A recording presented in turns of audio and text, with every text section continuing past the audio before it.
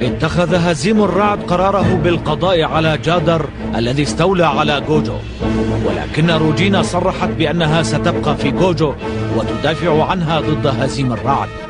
كان قرارها صدمة كبيرة له وأوقعته في حيرة وتردد، لكن الأمر لا بد أن يحسم.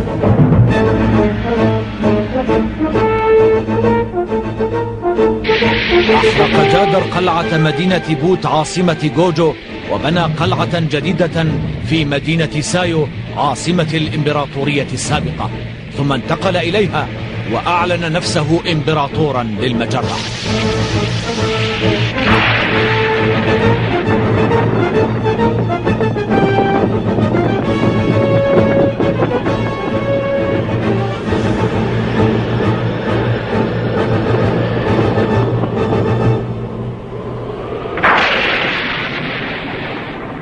اليوم أعلن نفسي أمامكم إمبراطورا للمجرة. سوف أقضي على الأعداء جميعا وأوحد الكواكب تحت راية الإمبراطورية المجيدة. والآن فليحتفل الجميع.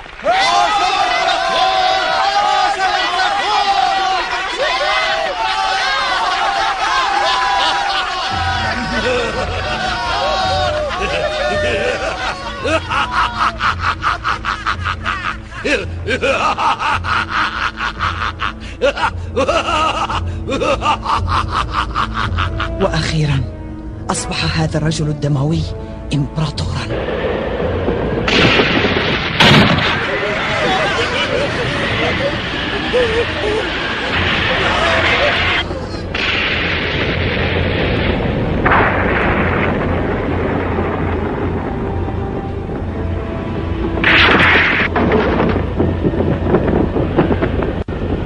سأمد سلطاني بالقوة إلى جميع الأماكن، ولن يجرؤ أحد أبدا على معارضتي أو الوقوف في وجه طموحي.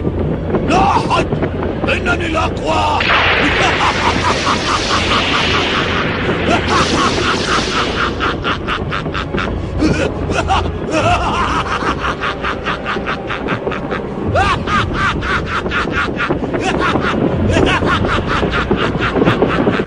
جادر نصب نفسه إمبراطورا؟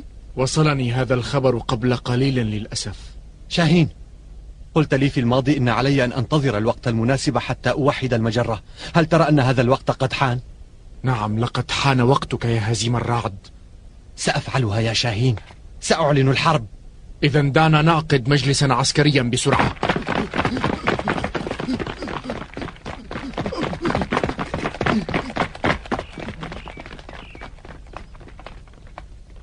سيد سانغرا كوساي، هل حدث مكروه؟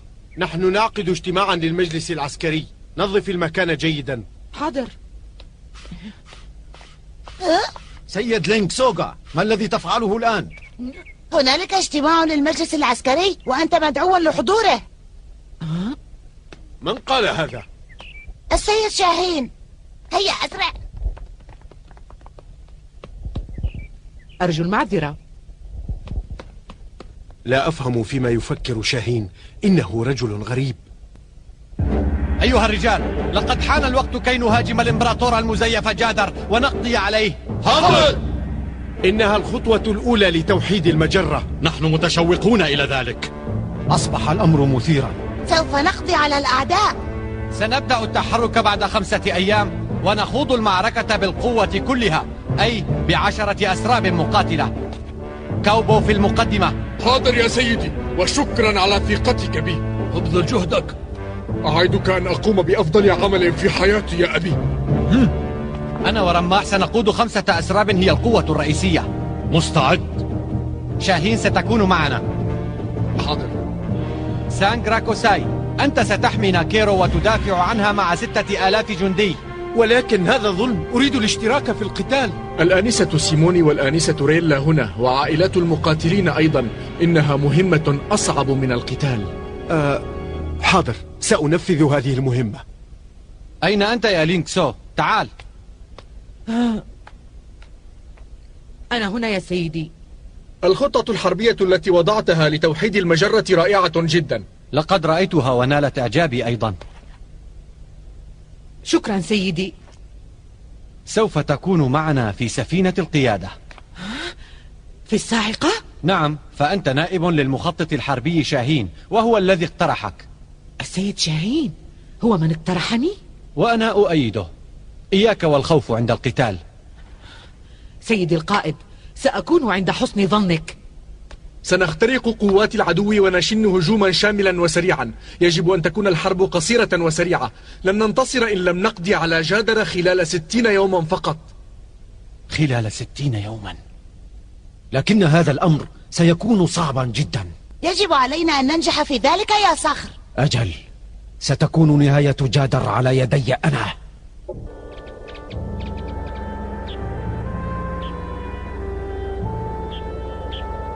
إنها المعركة أخيرا.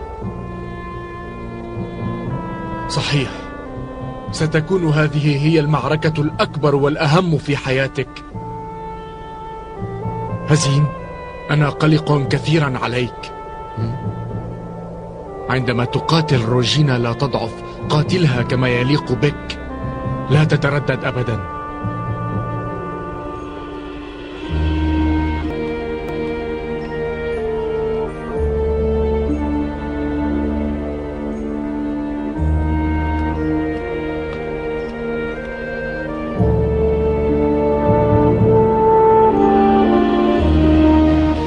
تحقيق الأحلام ليس سهلا.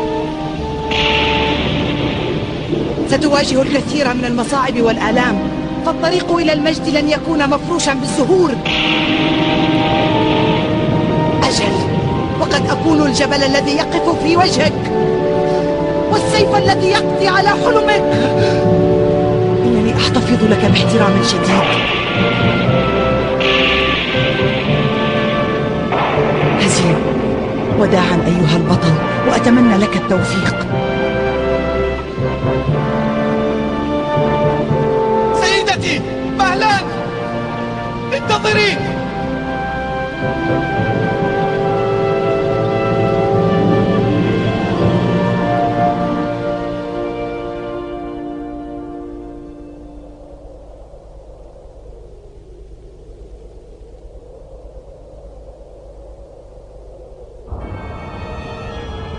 خلال الأيام الخمسة التي تسبق التحرك، كان على قوات هزيم الرعد أن ترفع الجاهزية استعدادا للمعركة. كل شيء يجري بسرعة، وقد خيم جو متوتر فوق ناكيرو الهادئة.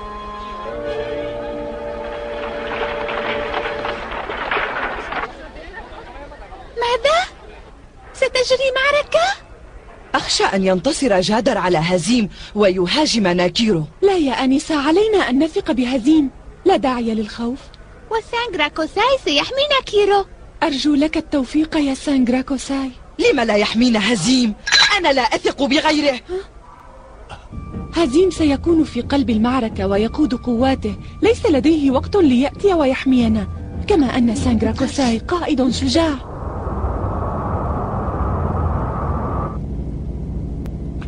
قواتنا تستعد للمعركة. كيف الروح المعنوية للجنود؟ في أفضل حالاتها.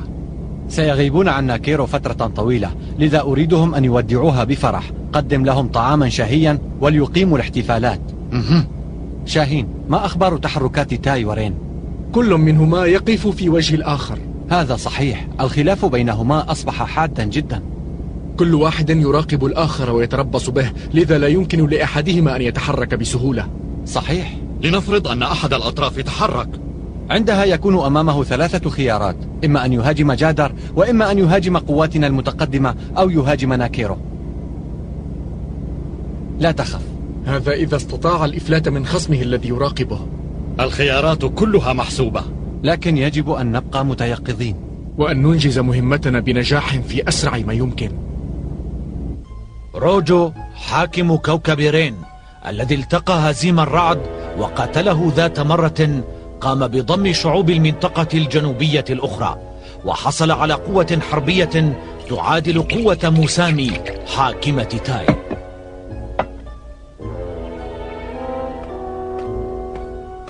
سيدي الحاكم، جاءتني الآن معلومات من ناكيرو تفيد أن هزيم الرعد قرر التحرك أخيرا. لابد أنه ينوي أن يغزو جوجو. نعم، وسيكون هدفه الأول القضاء على الإمبراطور جادر. لن تكون هذه بالمهمة السهلة. لن يكتفي بالقضاء على جادر، إنه يخطط لغزو المجرة. غزو المجرة هو حلمي أنا يا كوسيشيو، لن يسبقني إليه. أعرف هذا يا سيدي، وتفكيري لحله مسخر لتحقيق هذا الحلم الرائع. صدقني، لن يسبقك أحد إلى غزو المجرة. وماذا تقترح أن نفعل الآن؟ سنستفيد من حالة الفوضى التي تنشأ من غزو هزيم الرعد لجوجو. فهمت، تريدنا أن نستولي على جوجو مستغلين انشغال الفريقين. أجل يا سيدي، ولكن علينا أن نختار اللحظة المناسبة للدخول في هذه الحرب. هذا جيد، لكن يجب ألا ننسى موسامي. صحيح، لذا سنجعل الشعوب الجنوبية الأخرى توقف هجوم موسامي علينا. الشعوب الجنوبية؟ إنهم أقوياء جدا في الحرب، ونحن لا نريد منهم سوى أن يوقفوا هجوم موسامي المحتمل. خطة جيدة، نفذ. حاضر.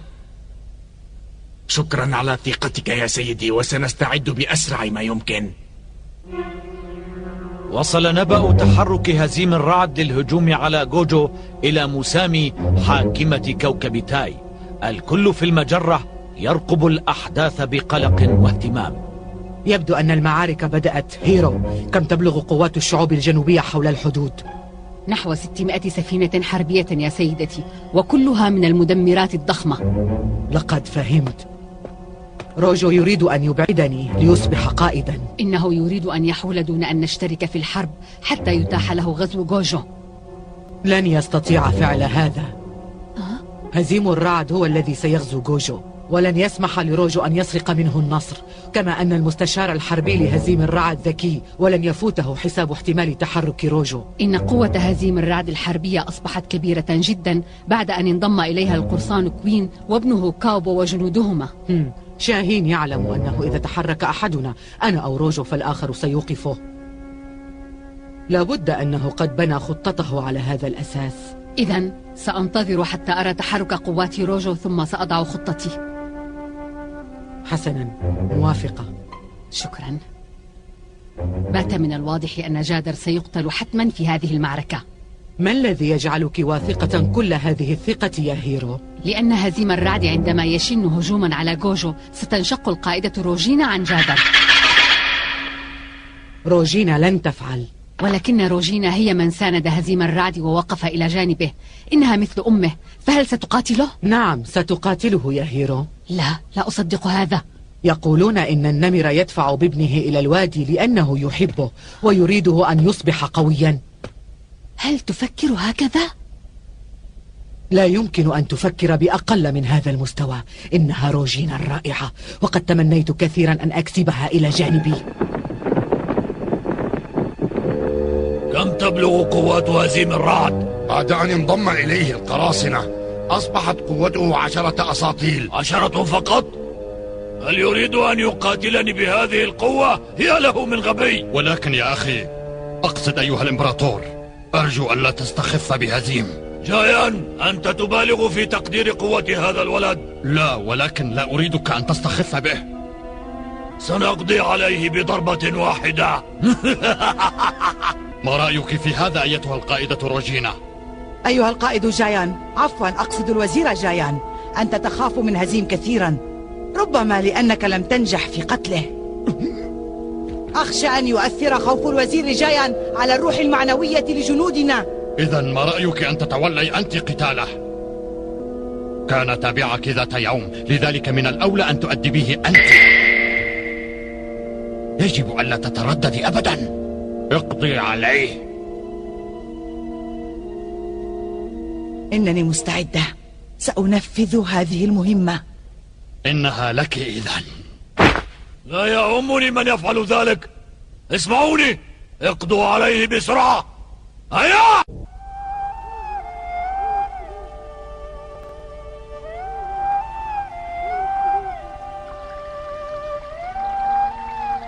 هزيم،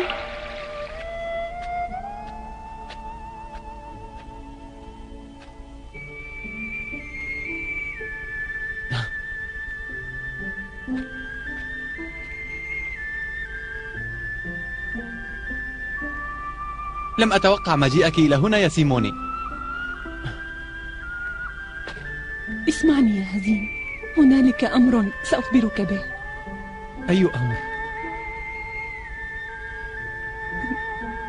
أرجوك كن حذرا. ولكنك يا سيموني، أنا كنت أكرهك لأنك قتلت والدي، ولكنني لا أستطيع أن أقتلك، حتى لا يمكنني أن أكرهك. نعم يا هزيم، أبي لا يحب الانتقام، وكان يحلم أن يرى المجرة موحدة، وقد طلب إلي أن أحقق له هذا الحلم. سيموني، للأسف أنا لا أستطيع أن أحقق هذا الحلم، وليس أمامي إلا أن أعتمد على شخص يستطيع أن يفعل ذلك، وأنا سأساعده حتى لو كان قاتل أبي. سيموني، أتثقين بي؟ أجل، أنقذ المجرة يا هزيم، فأنت أملنا. سأحاول. سوف تنجح، أنا واثقة. نعم، سأفعل ذلك يا سيموني. سأبذل جهدي كي أحقق حلم أبيك. جميع الناس في المجرة يتوقون إلى الهدوء والأمان، أرجوك حقق هذه الأمنية لهم. أيتها الآنسة سيموني، سيد الحاكم هزيم، الجميع في انتظارك. إذن هيا بنا.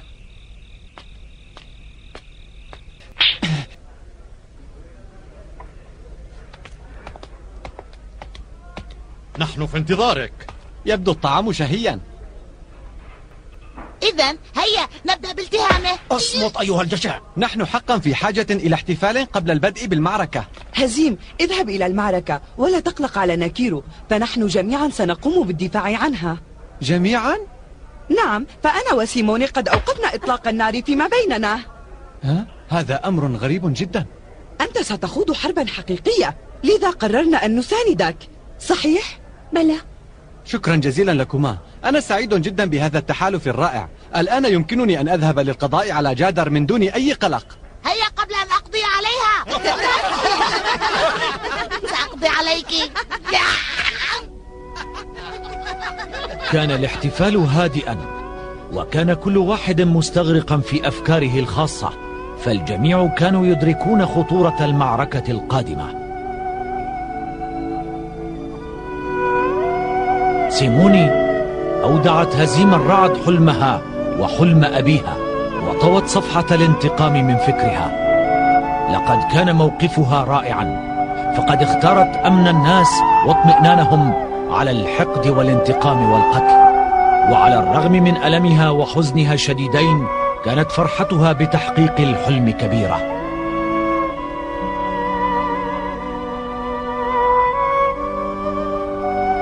هزيم الرعد فهم شعور سيموني واحترم موقفها جدا، وهذا ما أعطاه دفعا إضافيا للمضي نحو الأمام.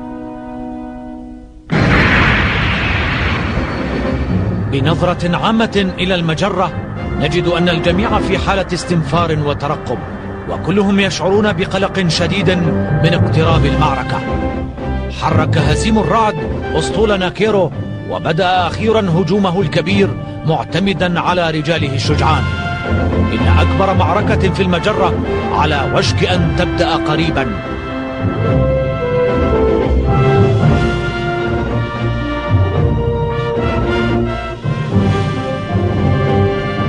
ترى من سيقف في وجه هزيم الرعد؟ روجو أم موسامي أم القائدة روجينا؟